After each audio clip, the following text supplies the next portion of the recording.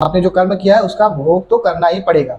ठीक है। अच्छा, यहाँ पे जो पुत्र और नाती पुत्र की बात कर रहे हैं वो इसलिए कर रहे हैं कि वो अगर उसमें सहयोगी रहे हैं या उन्होंने उसका भोग किया है, तब उनको आपने जो अधर्म किए, अधर्म से जो भी कमाया, उसकी कमाई अगर उन्होंने भी उपयोग की है तो उनको भोगना पड़ेगा। अगर उन्होंने नहीं किया, केवल उसका उपयोग आपने ही किया है, तो आप इस जन्म में करोगे, बच जाएगा तो आने वाले जन्मों में करोगे।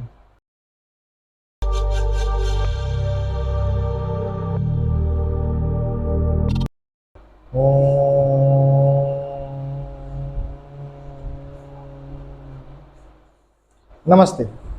आज की मनुस्मृति की कक्षा में आप सबका स्वागत है।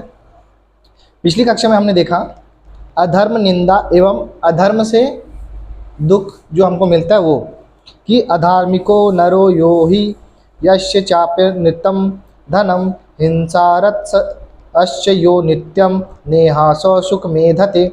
जो मनुष्य अधार्मिक है, अधर्म के कार्य करता है, जिसका अधर्म असत्य से सिंचित किया हुआ धन है और जो हिंसा में रत है, दूसरों को पीड़ा देता है, ऐसा मनुष्य इस जीवन में कभी सुख प्राप्त नहीं कर सकता है और अधर्म के कारण उसे पर जन्मों में भी सुख नहीं मिलता है। ठीक है। क्या बोल रहे हैं कि ये हमने पिछली कक्षा में देखा था कि जो व्यक्ति क्या है, अधार्मिक आचरण रख रहा है ना, दूसरों को छल कपट से अपने पैसे कमा रहा है ना, दूसरों के साथ हिंसा कर रहा है, ठीक है, दूसरों को पीड़ा दे रहा है, तो ऐसा व्यक्ति क्या है, अपने जीवन काल में भी सुख प्राप्त नहीं करेगा और पर जन्म अपने आने वाले जीवन में भी उसको सुख नहीं मिलता। अब इसमें आगे देखते हैं, नासीदन्नपि धर्मेण मनो अधर्मे निवेशयेत् अधार्मिकाणां पापनामाशु पश्यन् विपर्ययम्। अधार्मिक पापियों का फिर से विनाश तीव्र गति से होता है। यह समझते हुए धर्माचरण से कष्ट उठाता हुआ भी अधर्म में मन को ना लगावे और धर्म में मन रखे और धर्म का ही पालन करता रहे।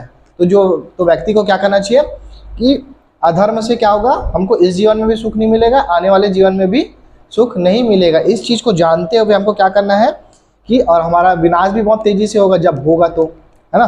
तो इस चीज़ को जानते समझते हुए हमको क्या करना चाहिए, धर्माचरण से कष्ट उठाता हुआ भी हमको धर्म का पालन करते हुए, अगर यदि कष्ट भी हो रहा है तो कष्ट उठाता हुआ भी अधर्म में मन को ना लगावे। ठीक है। हमको कष्ट हो रहा है धर्म का पालन में, उसके बाद भी हमको अधर्म की तरफ मन को नहीं ले जाना है ना। जैसे क्या है कि जैसे रामायण में है ना, धर्म क्या था कि दिया हुआ वचन को पूरा करना था, है ना। तो उसको पूरा करने के लिए भगवान राम 14 साल का वनवास गए, उस कष्ट को उन्होंने भोगा। वो चाहते तो पूरी जनता उनके साथ थी, है ना, वो पूरी जनता के साथ मिल के सत्ता को हथिया सकते थे, है ना, लेकिन वो क्या था, अधर्म होता। ठीक है। और उन्होंने धर्म का पालन किया, इसलिए वो मर्यादा पुरुषोत्तम बने और आज भगवान की तरफ पूजे जाते हैं। तो हमको कष्ट सहते हुए भी खुद को किस में रखना है, धर्म में ही पालन में, धर्म पालन में ही खुद को रखना है। ठीक है। अब आगे देखते हैं, ना धर्मश्चरितो लोके सद्यः फलति गौरिव सनैरावर्तमानस्तु कुर्तुर्मूलानि कृतन्ति। संसार में किया हुआ अधर्म जैसे गाय को पालने खिलाने का दुग्ध प्राप्ति आदि फल तुरंत प्राप्त नहीं होता, अपितु समय विशेष पर ही होता है, उसी प्रकार तुरंत फल नहीं देता, समय आने पर ही देता है, किंतु धीरे धीरे उसको चारों ओर से घेर कर अधर्म कर्ता की जड़ों को ही काट डालता है, अर्थात उसका धीरे धीरे पूर्णतः सर्वनाश कर देता है। तो क्या होगा, जैसे हम अधर्म करेंगे, है ना, तो उसका जो नुकसान है वो हमको तुरंत ना मिले। ठीक है। जैसे यहाँ पे उदाहरण ऋषि ने क्या दिया हुआ है, मनु महाराज ने, कि जैसे गाय को हमने पाला तो चारा खिलाते साथ ही वो हमको दूध नहीं देगा, है ना, वो अपना समय आने पर ही दूध हमको मिलेगा। तो हमको क्या तो अधर्म भी वैसा ही है कि हम जब अधर्म किए हमको तुरंत उसका प्रभाव ना दिखे, लेकिन देर सवेर उसका जब समय आएगा हमको उसका प्रभाव दिखेगा, उसका जो प्रभाव हम पे पड़ने वाला है, जो नुकसान हमको होने वाला है, जो दुख पीड़ा हमको मिलने वाली है उस अधर्म के कारण, वो हमको मिलेगी ही। ठीक है। यहाँ ऋषि अर्थ देखते हैं इसका, किया हुआ अधर्म निष्फल कभी नहीं होता, परंतु जिस समय अधर्म करता है उसी समय फल भी नहीं देता। ठीक है, हमने जो कर्म किया है वो निष्फल तो नहीं होगा, लेकिन हो सकता है एट द इंस्टेंट करते साथ हमको तुरंत उसका परिणाम भोगना ना पड़े, लेकिन भोगना जरूर पड़ेगा। इसलिए अज्ञानी लोग अधर्माचरण से नहीं डरते। ठीक है, अब ये चीज़ जिसको नहीं पता है वो क्या करेगा, गलत काम करके पैसे आ रहा है, सुख मिल रहा है, सुख सुविधाएं आ रही हैं, तो वो करके वो अपना अधर्म काम को करने से वो घबराएगा नहीं, डरेगा नहीं। ठीक है, लेकिन अगर उसको पता रहेगा कि नहीं, अधर्म करने से मेरे को इसका भोग तो करना ही पड़ेगा, अभी करूं या बाद में करूं, अभी मिल जाता तो अच्छी बात है, टेंशन हटेगा, लेकिन बाद में अगर भोगना पड़ा, मैं उस स्थिति में ना रहा, इसको भोगने की स्थिति में, तब मैं क्या करूँगा, है ना। तो ये चीज़ जिसको समझ है वो क्या करेगा, अधर्म आचरण से खुद को बचा कर रखेगा। अधर्म आचरण से नहीं डरते, परंतु निश्चय जानो कि वह अधर्माचरण धीरे धीरे तुम्हारे सुख के मूलों को काटता चला जाता है। ठीक है, जैसे एक विजय माल्या थे, है ना, अपने एम्प्लॉयज़ के पैसे वैसे नहीं दे रहे थे, अब देख लो बेचारे, खुद का एयरलाइंस हुआ करता था, अब इकोनॉमी में ट्रैवल कर रहे हैं। ठीक है, आगे देखते हैं। यदि नात्मनि पुत्रेषु नाचित पुत्रेषु नाप्तृषु नात्वेव तु कृतो अधर्मः कृतोर्भवति निष्फलः।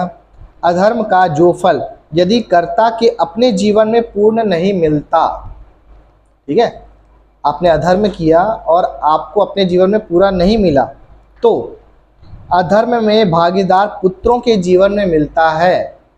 ठीक है, आपने जो अधर्म किया है उसमें सहयोग करने वाले या फिर उसका भोग करने वाले, उनको मिलेगा। ठीक है, आपने कोई अधर्म किया तो क्या होगा, अब क्योंकि आप अपने परिवार को तो पालेंगे ही ना, अपने उस पैसे से, अधर्म के पैसे से अगर आप परिवार को पाल रहे हैं तो उसका दंड उनको भी मिलेगा, क्योंकि उन्होंने उसका भोग किया है। यदि पुत्रों के जीवन में पूर्ण नहीं मिलता तो अधर्म में भागीदार नातियों पोतों के जीवन में भी मिलता है।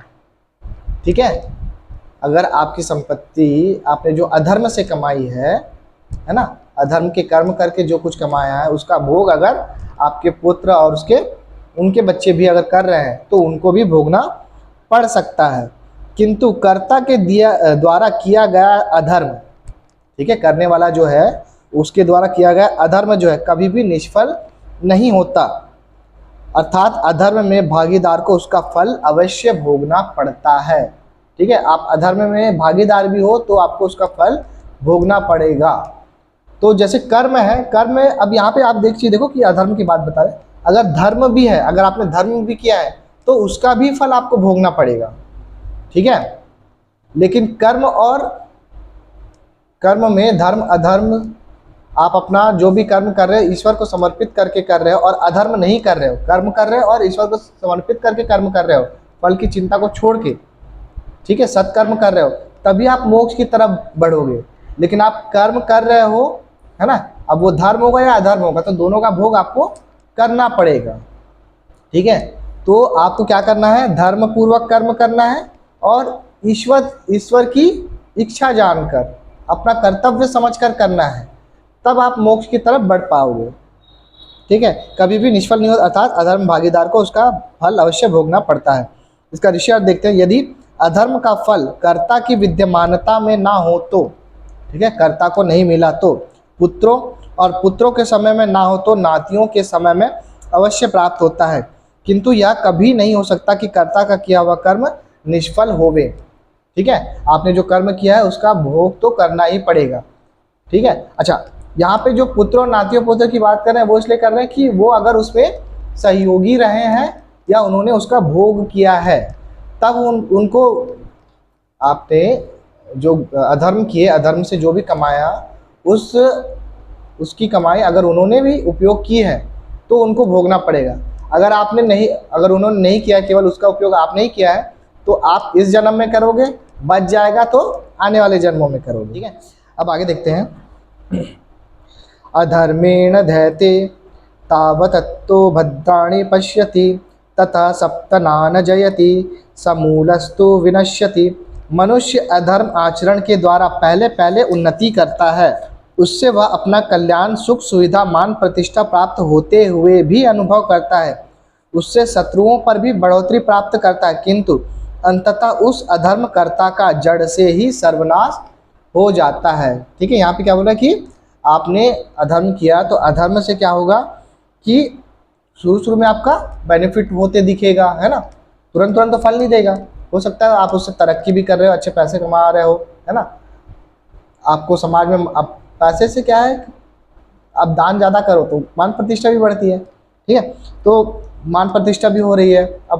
अब जो है आप अधर्म के द्वारा अपने शत्रुओं पर भी विजय पा लिए हो, लेकिन ये सभी चीज़ें मिलके आपको कभी ना कभी उसका फल देंगी। ठीक है, भविष्य में आपको उसका फल अवश्य ही भोगना पड़ेगा। अब लेकिन क्या होता है, लोग जो होते हैं वो स्टार्टिंग में जो बेनिफिट दिख रहे हैं, है ना, वो उसको कॉन्सेंट्रेट करते हैं कि ये तो आ रहा है, ठीक है, लेकिन वो अपने मन से ये डर छोड़ देते हैं कि ये तो हमको भोगना ही पड़ेगा, इस जन्म में या आने वाले जन्मों में, हमको या हमारे बच्चों को ये भोगना तो पड़ेगा। ठीक है, ये डर हमारे मन से निकल जाता है, तो हम अधर्म कर्म करने लग जाते हैं। ठीक है, धर्म जो है अगर आपको ये सिखाए कि आपको आपके किए हुए कर्म भोगना ही पड़े, तो ऐसा धर्म क्या होगा, आपको गलत कामों से बचाएगा।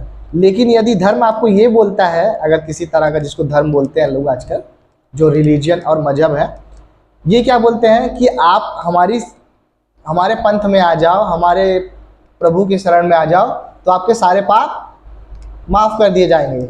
ऐसी भावना जो होगी ये क्या होगा, पाप कर्म को बढ़ाएगा। लेकिन यहाँ पे जो हमारा जो सनातन है वो क्या बोलता है कि आपने जो भी किया है वो आपको भोगना ही पड़ेगा। और ये विचार अगर हमारे मन में बैठा हुआ है तो हम खुद को अधर्म जो है, गलत काम करने से खुद को हमेशा रोकेंगे।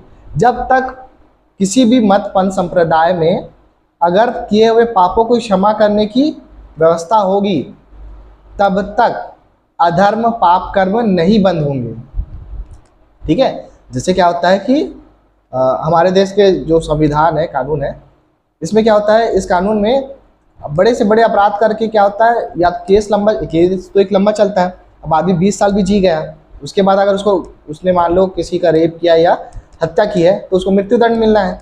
अब 20 साल बाद भी मिला है, अब तो वो क्या, आपने जीवन तो लगभग 20 साल 30 साल बाद क्या होता है, वो अपने जीवन तो लगभग जी चुका रहता है ना। तो इस कारण हमारे देश में जो पाप है, जो अधर्म कर्म है ना, वो बढ़ते जा रहे हैं, अपराध बढ़ते जा रहे हैं। लेकिन यदि क्या हो कि जो फल हो इसका, है ना, जो परिणाम है वो जल्द से जल्द मिलना चालू हो, तो लोगों में डर हो, है ना। अगर लोगों को ये रहा है कि हम छूट जाएंगे, जैसे अभी सलमान खान, है ना, वो कार एक्सीडेंट वाला जो था उनका, वो उसमें कुछ नहीं हुआ उनका, तो जिनके पास पैसा है वो तो बच जा रहे हैं हमारे इस कानून से। तो ऐसे में क्या होगा कि जिनके पास पैसा है वो तो पाप कर्म करेंगे, वो अपराध करेंगे ही। जिनके पास पैसा है, पहुंच है, वो पाप कर्म करेंगे ही। लेकिन यदि आप कुछ भी कर लो, आप न्याय से बच ही नहीं सकते, कानून से बच ही नहीं सकते। आपको आपके किए हुए गलत का दंड मिलेगा। अगर ये व्यवस्था सुनिश्चित हो जाए, पक्की हो जाए, ठीक है, तभी जो अपराध हैं वो कम होंगे। लेकिन जब तक क्षमा करने वाली व्यवस्था होगी या फिर ऐसे लूप होल होंगे हमारे कानून में कि लोग निकल जाए, तब तक अपराध बढ़ते ही रहेंगे। वैसे यहाँ पे जैसे हमारे सनातन में भी क्या है कि आपने अगर अधर्म किया है तो आपको उसका दंड अवश्य मिलेगा, और दंड मिलेगा, ये डर अगर है हमारे मन में, तो ही हम पाप कर्म करने से बचेंगे। यदि हमारा जो सनातन भी अगर बाकी मत पंथों की तरह अगर बोलना शुरू कर दे कि आपके सारे पाप, आप ये कथा करवा लो, ये हवन करवा लो, आपके सारे पाप छूट जाएंगे, है ना, तो यहाँ भी हिंदू भी ज़्यादा अधर्म करना चालू कर देगा, पाप कर्म करना चालू कर देगा। हिंदुओं में पाप जो अपराध है, इसके दर कम होने की सबसे बड़ी वजह यही है कि हम अधर्म करते समय हमको ये पता रहता है कि इसका दंड भोगना पड़ेगा, इसलिए हिंदू अधर्म कर्म करने से हमेशा बचता है। अच्छा, इसका ऋषि अर्थ देखते हैं।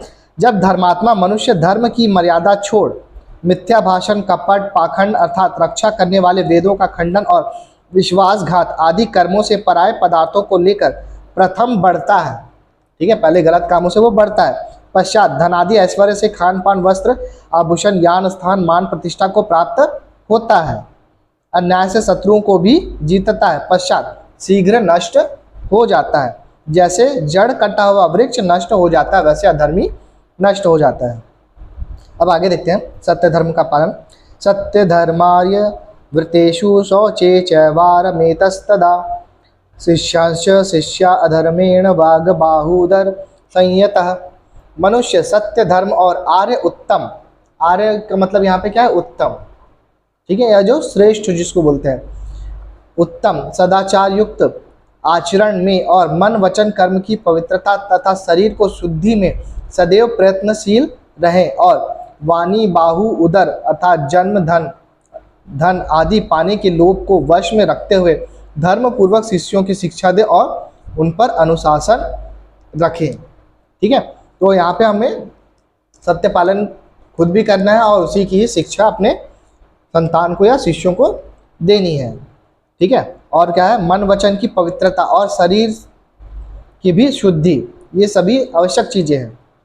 ठीक है, अच्छा यहाँ पे देखो, जैसे आर्य शब्द किसके लिए हो रहा है, उत्तम के लिए यूज हो रहा है, श्रेष्ठ के लिए, है ना। तो कृण्वन्तो विश्व आर्यम जब बोलते हैं तो हम सभी को श्रेष्ठ मनुष्य बनाना चाहते हैं।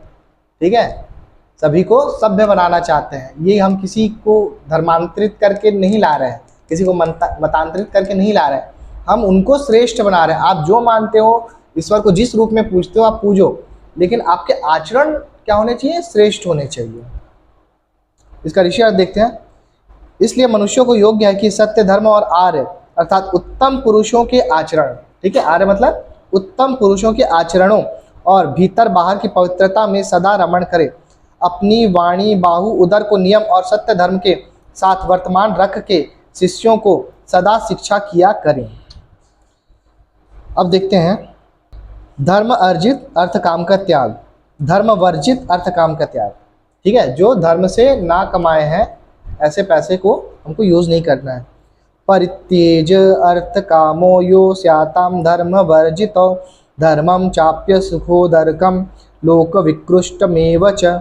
जो अर्थ धन ऐश्वर्य और कामना पूर्ति धर्म से रहित हो, क्या बोल रहा है, जो धन ऐश्वर्य है वो कामना पूर्ति धर्म से रहित हो। ठीक है, जो पैसा हमने कमाया, ऐश्वर्य हमको मिला, वो अगर धर्म के बिना है अर्थात अधर्म से सिद्ध होती हो, उसको छोड़ देवे और भविष्य में दुख उत्पन्न करने वाला और लोगों द्वारा निंदित हो ऐसे नाम मात्र के धर्म या धर्म आभास को भी छोड़ देवे। ठीक है, गलत तरीके से जो हम धन कमा रहे हैं उसका उपयोग ना करें। ठीक है, अधर्म से सिद्ध होता हो ऐसा, पहला बात तो ऐसे काम भी ना करें। ठीक है, और अगर अब जैसे पीछे श्लोक में देखे हम लोगों ने कि पिता ने कमाया है, उसी से अधर्म से कमाया, उसको उसके बच्चे और नाती पोते भोग कर रहे हैं तो उनको भी भोगना पड़ रहा है ना। तो ऐसे जो धन है अधर्म से सिद्ध किया हुआ, उसका उपयोग ही ना करें ताकि हम तो बच जाएं। ठीक है, छोड़ देवे और भविष्य में दुख उत्पन्न करने वाला और लोगों द्वारा निंदित ऐसे नाम मात्र के धर्म या धर्म आभास को भी छोड़ देवे। ठीक है, जो दिखावा है उसको भी ना करे। ऋषि अर्थ, जो धर्म से वर्जित धनादि पदार्थ और काम हो उन्हें सर्वथा शीघ्र छोड़ देवे और जो धर्म आभास अर्थात उत्तर काल में दुखदायक कर्म है और जो लोगों को निंदित कर्म में प्रवृत्त करने वाला कर्म है उनसे भी दूर रहें। ठीक है, चलो एक श्लोक और देखते हैं फिर समाप्त करेंगे आज। ना पाणी पाद चपलो ना नेत्र चपलो अनर्जः ना शायद्वा कच्च पलश्चेव ना पर द्रोह कर्मधिः। मनुष्य हाथ पैरों से चंचल ना हो, नेत्रों से चंचल ना हो, कुटिलता रहित रहे और इसी प्रकार वाणी से चंचल ना हो। ठीक है, क्या बोल रहे हैं कि हाथ पैरों से चंचल ना हो, मतलब क्या होता है, कई लोग शांति से बैठ नहीं सकते, लोगों को ज़बरदस्ती परेशान करते रहते हैं, वो ना हो। नेत्रों से चंचल ना हो, हमें कई चीज़ों, जैसे क्या होता है, कभी किसी सुंदर लड़की के देख रहे हैं ना, कोई सुंदर स्त्री सामने आ गई तो लोग क्या होते हैं, उसको गलत नज़रों से देखते हैं ना, उसके अंग प्रत्यंगों पे ज़्यादा कॉन्सेंट्रेट करते हैं, ऐसा ना करें। ठीक है, नेत्रों से चंचल ना हो, इसका मतलब ये है। कुटिलता रहित रहे, दूसरे को ठगने, है ना, उसका फायदा उठाने का ऐसा प्रयास ना हो, और इसी प्रकार वाणी से चंचल ना हो। ईर्ष्या व द्वेष भाव से दूसरों के काम बिगाड़ने या हानि करने में मन ना लगाए। ठीक है, मन लगाने वाला ना हो। ठीक है, तो क्या है, अच्छा इसमें जो दूसरों का काम बिगाड़ना, दूसरों की हानि करना, ये एक्चुअली में आपके लिए भी बेकार ही है। क्यों? क्योंकि आप जितनी ऊर्जा दूसरों को परेशान करने में लगा रहे हो, उतनी ऊर्जा खुद में लगा लो, खुद का बेनिफिट हो जाएगा कुछ, है ना। जितना समय, बुद्धि, एक तो सबसे बड़ा है कि हमारा दिमाग का जो पेशेंस है ना, इसकी जो कैपेसिटी है, हम गलत जगह में लगा रहे हैं, वेस्ट कर रहे हैं। उसको अपने लिए लगाओ ना, कि हम कैसे उन्नति करें, हम कैसे धर्म का पालन करते रहें, है ना, हम अपने फैमिली को कैसे खुश रखें, है ना, हम अपने जीवन स्तर को कैसे सुधारें, व्यापार कैसे बढ़ाएं, हम इसमें लगाएं ना, क्यों दूसरों को परेशान करने में लगाएं। ठीक है, तो इस तरह से हमको चपलता का जो चालाकी है ना, दूसरों को परेशान करने वाली, इसमें अपना बुद्धि नहीं लगाना चाहिए। तो आज हम लोग यहीं पर समाप्त करते हैं। यदि आपके मन में कोई प्रश्न हो और आपके कोई सुझाव हो तो आप कमेंट बॉक्स पे लिखना ना भूलें।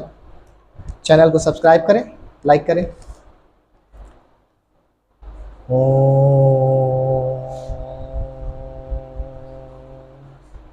नमस्ते। हमारे वीडियो को देखते हुए यदि आपके मन में कोई प्रश्न हो तो आप कमेंट बॉक्स में लिख सकते हैं।